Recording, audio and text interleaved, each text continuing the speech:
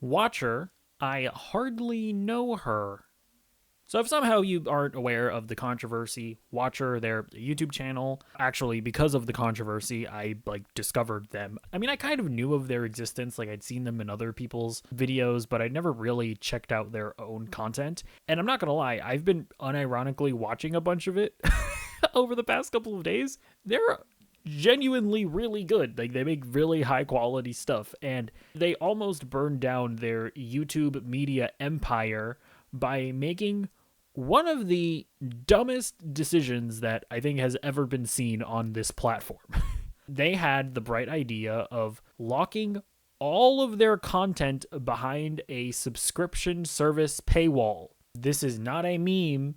They, a single YouTube channel who admittedly makes some pretty tubular content, bro. It's pretty rad. They thought that they could charge comparable prices to the likes of Disney Plus and Netflix and even Peacock. And there were just so many issues surrounding the situation. In my opinion, the most egregious part of it is the fact that their Patreon supporters were not getting immediate access to the streaming service. So the people that were already paying them money, they had to also get a subscription service to the streamer. How you don't realize that that is an ethical issue, I have no idea.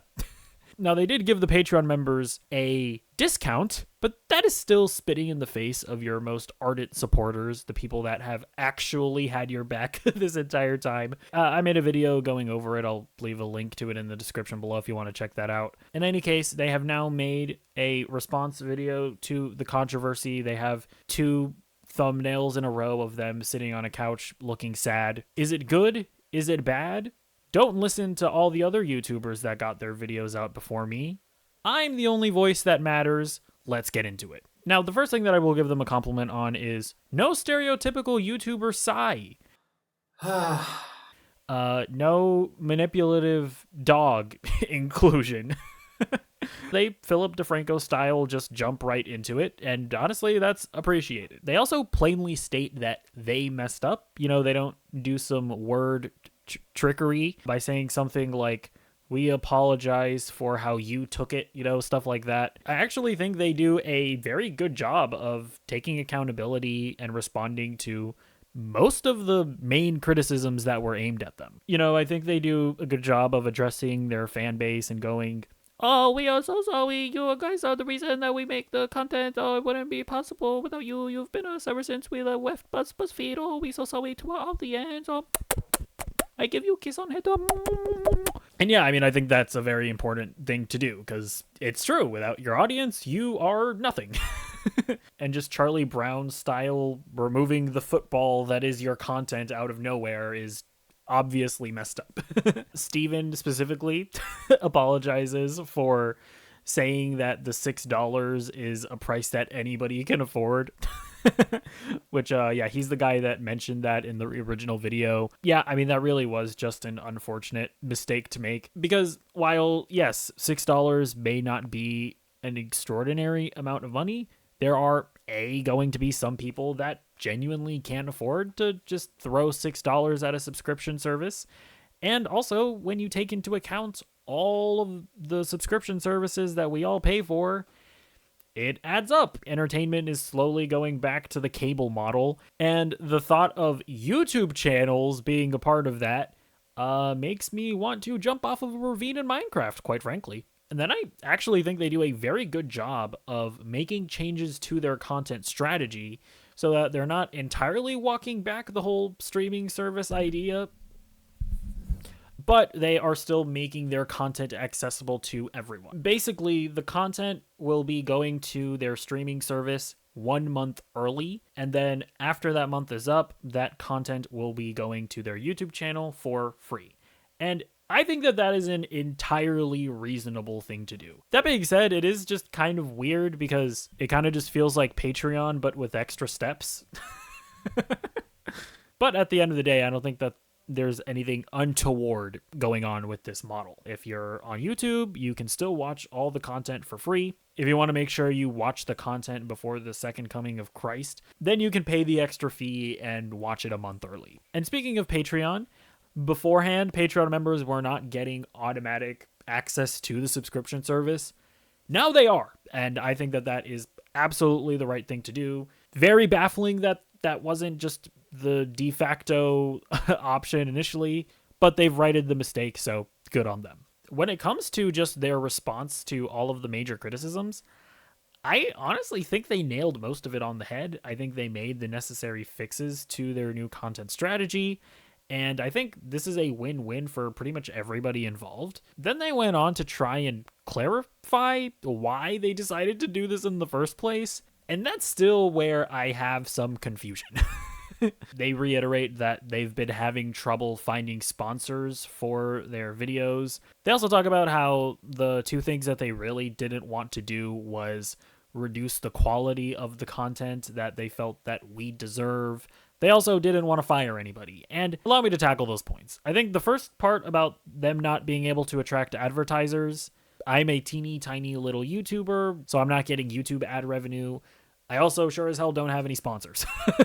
So this is definitely a world that I'm just not familiar with. That being said, I did watch Penguin Zero / Moist Critical's video on the topic, and he's obviously somebody that is very well versed on the subject. He actually mentioned that he owns an advertiser agency, so I mean, he seemingly would know. And he says that from what he understands, Watcher are like the perfect type of content that advertisers want to work with. They have long form videos. They're very well produced. They make skits for all of their sponsors. He seems to be very perplexed by this point that they make. Again, I'll just defer to Penguin Zero. He talks about how he would assume that they're making a pretty penny off of YouTube ad revenue based on the views that they have and the type of content that they produce. And then, yeah, when you just look at all the other sources of revenue, they have more than 5,000 paying Patreon members. They sell merch. They do live shows. So again, I am not knowledgeable about how the economics of funding a channel like this works, but it really does just feel a little sus, as the kids say. Do the kids play Among Us anymore? I don't think so, actually. And then even in this apology video, they still have that disconnect with their audience where they're like, we wanted to make sure that we're making the content that you deserve. You know, TV quality content. Guys, your audience does not care that your content is TV quality. People are subscribed and they watch your videos and they support you on Patreon because they like you. They like your personalities. They think you're funny. They like your banter. Yes, is it nice that your videos are very well presented and your sets are well designed? Sure. But 95% of the reason why people like you is because you're just really entertaining to watch. So I would just really stress that the whole we need to maintain our TV quality content is a fool's errand. And I guess I will also bite the bullet and address the part about them not wanting to lay people off, because people probably don't understand how this would play out. But yeah, when you tell them that they should just reel back on the production value of their videos, that would probably entail of laying some of their staff off. Like when we talk about a video being expensive to make, it's because you're hiring cameramen to operate multiple cameras for a shoot. It is the hiring of video editors and the hours that those video editors are working.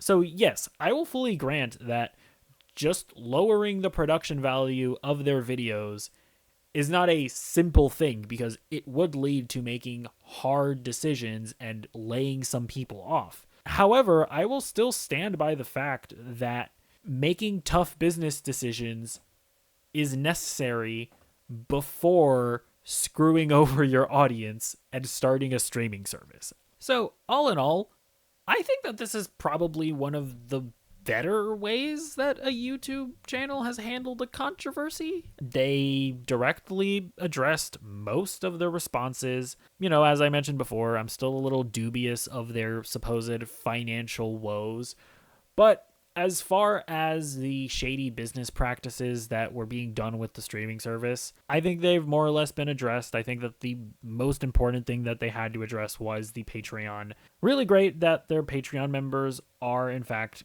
just automatically getting subscription services. So those guys are not getting screwed over. Which, by the way, if you were planning on getting their streaming service, I would probably look over the Patreon benefits, because I also just realized that if you just subscribed to the streaming service, I assume you would be missing out on the access to their Watcher Weekly Plus. I assume that's some kind of podcast or show that they make. Also, access to their Discord, if you care about that. Potentially access to bloopers and other behind the scenes and bonus content. But another thing that they mentioned is that if you already subscribe to the streaming service and you want to get a refund for it, since they made all these changes, you can do so you can look into all of that and make that decision for yourself. And so, yeah, when it comes to their YouTube audience that just wants to watch their content for free, I think they did a good job of compromising with them. All in all, I think this is a solid response. Do I think that these guys should be forever canceled? In my opinion, no. I still am dubious of just the premise of the whole thing, of how in the world they thought that this was a good idea. I still think that the Watcher subscription service is Patreon with extra steps. It feels like it's kind of pointless, but at the end of the day, it seems to be relatively harmless. So whatever, who cares? I personally still think they make good content. If I'm being completely honest, this whole controversy has kind of garnered them a new fan in me. So don't take that as a lesson, though, because it's still not good that you did this. Watcher, I'm watching you, bitch. So yeah, let me know what you think about all of this. Do you think that they handled the situation well? I'd actually really like to hear your thoughts on the business model in general. And if you can maybe explain how they were having financial woes with all of their sources of revenue that they had available to them. And if all of this has just kind of turned you off from their content, and if it's going to make you unsubscribe, I'd really like to know. Obviously, subscribe to the channel, like the video, and do all of those things. And I will see you in the next one. Goodbye.